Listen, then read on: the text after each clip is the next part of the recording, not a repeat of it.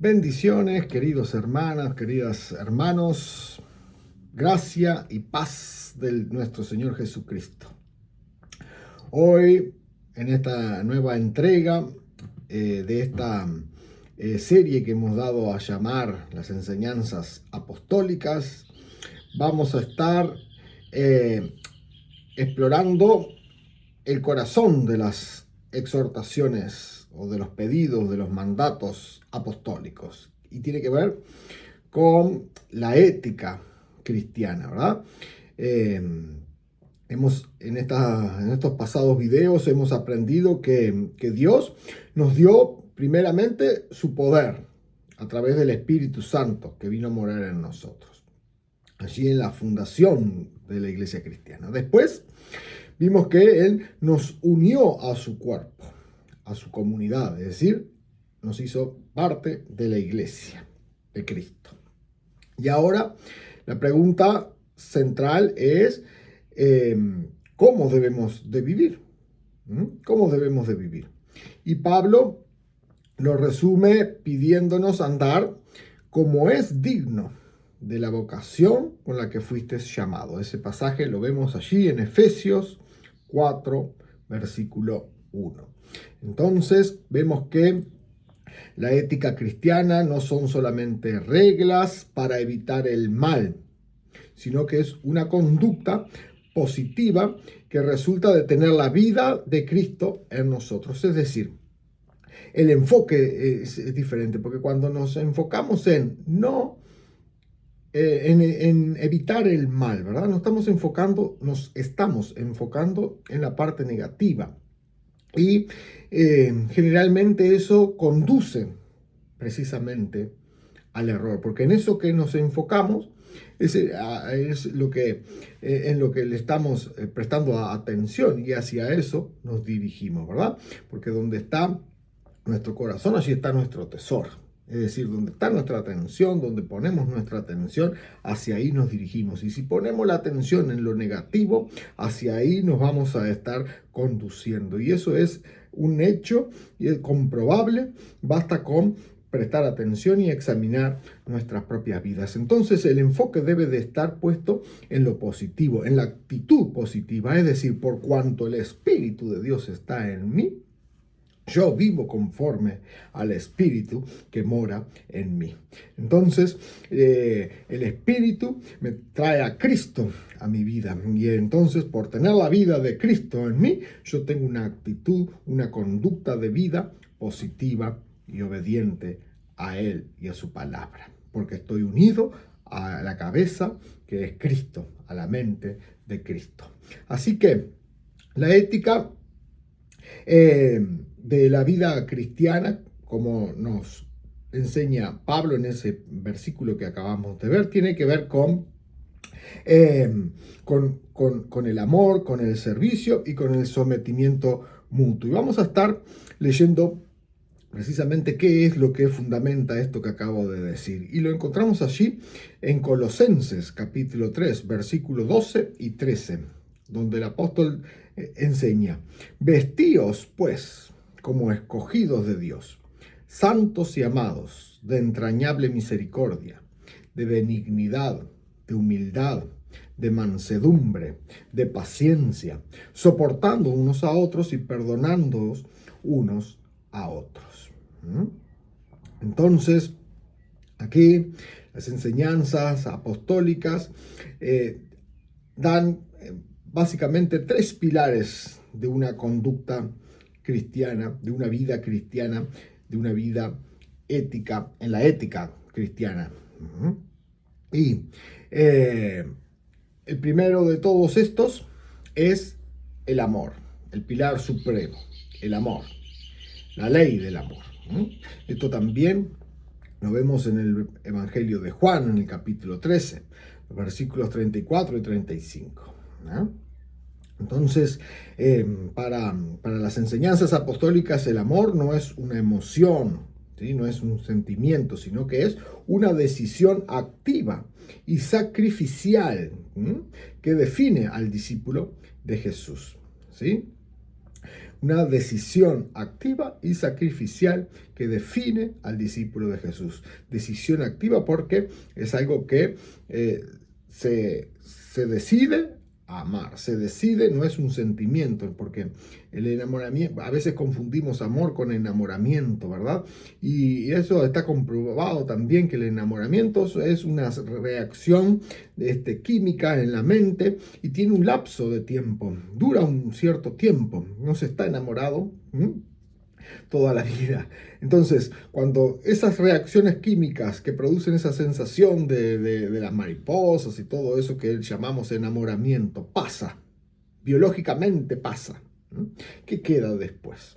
¿verdad? Entonces, queda después la decisión de amar, la decisión de amar. Entonces, es muy importante tener estas diferencias, ¿no? Sobre todo los jóvenes, conocer estas diferencias, porque es importante, porque no podemos basar nuestras decisiones de una vida futura con alguien, ¿verdad?, basadas en esa reacción química que sabemos que biológicamente tiene un periodo de tiempo. Entonces el amor es una decisión consciente y activa, y sacrificial, porque el amor en su libertad, el amor en su mansedumbre, el amor en todo lo que después vamos a estar viendo que implica un sacrificio de lo personal, un sacrificio de uno mismo en pos o en beneficio del otro. ¿Ah? Y bueno, Jesús dio un nuevo mandamiento, ¿verdad? Y lo hizo como el sello de la iglesia, de su cuerpo en la tierra, de su iglesia. Un mandamiento nuevo os doy, que os améis unos a otros como yo os he amado, que también os améis uno a otro. En esto conocerán todos que sois mis discípulos, si tuviereis amor los unos a los otros. Entonces, ¿cuándo? Según las palabras de Jesús, según las palabras del Maestro, ¿cuándo conoceremos que somos sus discípulos? Cuando andamos diciendo por ahí, soy cristiano, soy evangélico, voy a tal iglesia, o cuando en mí se percibe el amor de unos por otros. No lo digo yo, lo dijo el Maestro. En esto conocerán todos que sois mis discípulos, si tuviereis amor los unos con los otros. Y si cambiamos este sí condicional y decimos, por cuanto nos amamos unos a otros, todos conocen que somos hijos de Dios. Así que el amor es el sello de la iglesia. Y lo que les mencionaba hace un instante, el carácter del amor. Lo vemos allí en 1 Corintios 13, donde Pablo eleva el amor a la cúspide, es decir, a la cima de todo, declarando que si falta el amor, todo lo demás, sean dones, sea conocimiento, sea la fe, sean los milagros, es nada. Es nada. El amor es la cúspide, es lo principal. Y el amor, ¿qué es? Es paciente, es benigno, no busca lo suyo propio, por eso es sacrificial, porque no busca satisfacciones propias, sino que siempre busca el bien en los demás. No se irrita, no se enoja, ¿sí? Y bueno, y por consiguiente también, por cuanto es una decisión, es sacrificial, no es un sentimiento, ¿verdad? El amor debe de ser genuino, debe de ser sin fingimiento, como enseña en Romanos 12:9. Entonces el amor no es una hipocresía religiosa, no es una máscara que yo me pongo, ¿verdad? De apariencia piadosa, sino que es una acción sincera que busca siempre el bien del otro, incluso por encima del propio. Pero, como hemos dicho y se ha dicho muchas veces siempre, ¿verdad? El amor nace dentro, es decir, no puedo dar lo que no tengo, entonces también, primeramente, me debo amar a mí mismo, ¿sí? Me debo amar a mí mismo, debo ser capaz de cuidarme, debo ser capaz de comprenderme, de buscar mi propio bien. ¿Para qué? Para que en esa actitud de amorosidad hacia mí mismo, de amor hacia mí mismo, entonces yo también me voy nutriendo de ese amor que después puedo dar a otro y buscar para el otro el bien como lo busco para mí mismo.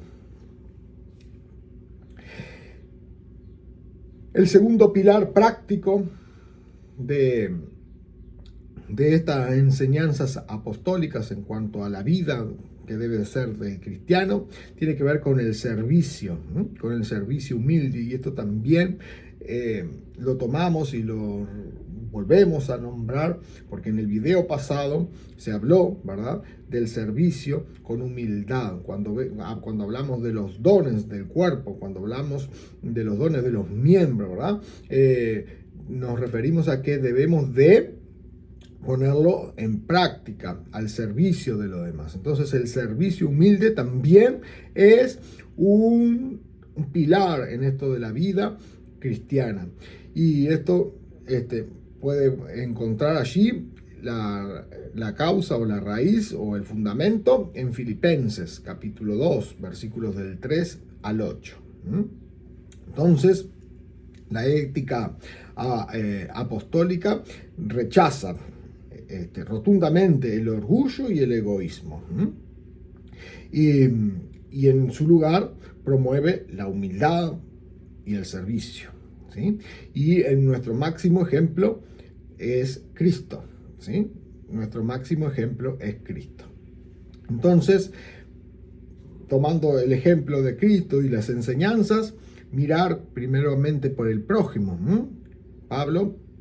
El apóstol Pablo nos exhorta, nos pide a no hacer nada por contienda o por vanagloria, sino con humildad, considerando siempre a los demás como superiores a nosotros mismos. Eso lo vemos allí, Filipenses 2:3. ¿Sí? El modelo, como les decía, de Jesús, del servicio de Jesús. Él, siendo Dios, no se aferró a su gloria, sino que se hizo siervo y se humilló hasta la muerte de cruz. Entonces, ese modelo práctico del Señor dándose todo de sí mismo por amor a los demás, por amor a su creación. Y por supuesto, como mencionábamos al principio, cuando comenzamos este pilar del servicio humilde, ¿verdad?, que son el uso de los dones para servir, ¿sí? Porque lo estudiamos antes en los dones del Espíritu y dijimos, ¿verdad?, que eso tiene sentido únicamente en el contexto del servicio, porque no recibimos los dones para nuestra propia gloria, no recibimos los dones para guardarlos y esconderlos, sino que recibimos los dones para ponerlo en práctica, para edificar, para construir, para llevar al servicio de los demás y lograr ese crecimiento y esa madurez en la fe de todos los miembros del cuerpo de Cristo. Puede referirse allí en Primera de Pedro, capítulo 4 y versículo 10. Entonces, esto del servicio, ¿verdad? No es algo que hacemos además de ser cristiano, ¿sí? Sino que es lo que define al cristiano. Entonces, ¿cómo puedo usar mi tiempo? ¿Cómo puedo usar mis talentos? ¿Cómo puedo usar mis dones y mis recursos para elevar y bendecir a alguien más? ¿Sí? Bien. Y el tercer pilar de esta vida ética cristiana tiene que ver con el sometimiento mutuo, como les mencionaba en el título de esta clase. Y el texto clave lo encontramos en Efesios capítulo 5 versículo 21. Entonces, el sometimiento mutuo, ¿verdad? Entonces, la vida de la iglesia, la vida ética en la iglesia, y también en el hogar, ¿no? Y también en el hogar, porque el cristiano es un ser integral y no vive las 24 horas dentro de la iglesia, sino que dentro del templo, ¿verdad? Dentro de la congregación, sino que tiene su vida familiar. Y esa vida familiar también debería de ser reflejo de esa vida cristiana nueva en Cristo. Entonces, esto requiere una disposición, de alguna forma, a ceder nuestros propios derechos, ¿no? Por el bien de la unidad, por el bien de la unidad, por un bien mayor. A veces tenemos razón en algunas cosas que argumentamos, pero a veces es importante también no hacer prevalecer la razón, sino hacer prevalecer el bien mayor, que es la unidad, ¿no? Entonces, a veces volvernos hacia atrás o someternos a nuestros intereses por un interés mayor, ¿verdad? Y por el orden y por la unidad, ¿ah? Para mantener aquello que nos trasciende a nosotros mismos. Entonces, un sometimiento general donde Pablo, por ejemplo, establece el principio de someteos unos a otros en el temor de Dios. Lo vemos en Efesios, como les decía, 5:21. Y este es un llamado a la humildad mutua. Antes de hablar de roles específicos, nos debemos siempre ese respeto, esa humildad frente a los demás, sometiéndonos unos a otros en el temor de Dios. En el temor de Dios. Eso habla, ¿verdad?, de una actitud de no avasallar, de no querer imponerme, sino, bueno, dar lugar, ¿verdad? Dar lugar, respetar, comprender, entender, considerar, ¿sí? Al otro, al prójimo, al hermano, a la hermana. En el hogar esto se ve, es muy importante, ¿verdad? Y hay en el hogar, ¿verdad? Hay normas, hay reglas que son como principios de relaciones, principios de relacionamiento que traen orden, al traer orden traen paz, ¿sí? Al traer paz, bueno, traen prosperidad al hogar, ¿verdad? Entonces, algunas cosas claves de este relacionamiento en el hogar tiene que ver con los esposos y las esposas, donde habla de el sometimiento de la esposa al esposo, pero no como un sometimiento, algo sumiso así, de agachar la cabeza. No se refiere a eso, sino que, porque la contraparte es que el esposo tiene que amar a la esposa como Cristo amó a la iglesia, ¿verdad? Entonces, ese amor sacrificial del esposo por la esposa. Y esto hace que haya una unidad complementaria, ¿verdad? Y que funcionen esposos y esposas como un todo, como una única célula, y eso trae unidad, trae fortaleza, trae vínculos maduros, fuertes, que es como la casa que se sustenta en la roca, y cuando vienen vientos, cuando vienen fuerzas contrarias, esa unidad permanece inmóvil, intacta, y hasta se fortalece de todas esas experiencias cuando vienen vientos contrarios. Los hijos y los padres hoy en esta sociedad, en este mundo, ¿verdad?, que vemos tantas cosas, qué importante es tener en cuenta esto de las enseñanzas bíblicas para aplicarlas y enseñarlas en nuestros hogares. La obediencia de los hijos hacia los padres, pero también el no exasperar a los hijos, ¿verdad? Porque a veces solamente esperamos obediencia e instintivamente vamos adquiriendo como un rol de de tirano en el hogar, donde solamente queremos hacer valer lo que decimos y que nuestra palabra es ley y un montón de cosas, que eso lo que hace es exasperar a los hijos, porque los hijos también son personas, tienen sus propios pensamientos, sus propios sentimientos, saben identificar lo que es justo de lo que es injusto, saben entender la diferencia entre lo que es verdad y lo que es falsedad. Entonces, nosotros no debemos en esas actitudes, ¿verdad?, exasperarlos a ellos, demandar solamente, sino en ese amor sacrificial, en ese amor y en ese entendimiento donde, bueno, esperamos obediencia, pero nosotros también damos de lo mejor para el bien de ellos. Y siervos y amos, servicio con sinceridad y justicia, sin amenazas. Entonces, esto habla, ¿verdad? Bueno, de tanto en el hogar como en el trabajo, ¿no? He escuchado alguna vez a alguien que haya dicho, bueno, si cada uno hiciera lo que tiene que hacer, qué diferente sería el mundo, ¿verdad? Bueno, y que esto un poco me viene al recuerdo al hablar del servicio con sinceridad y justicia.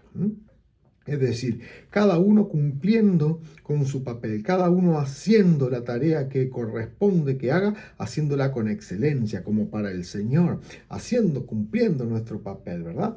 Y entonces también, si nos toca estar bajo la autoridad de algo, hacerlo con sinceridad y con justicia. Si nos toca estar a cargo de alguien, hacerlo también con sinceridad, con justicia, sin amenazas, con rectitud, ¿verdad? Entonces esta es una regla, ¿verdad?, que pone en la perspectiva correcta al ser humano y en su relacionamiento con los otros, y hace que haya paz y resolución de conflictos. Haya paz y resolución de conflictos. Porque este estilo de vida, estilo de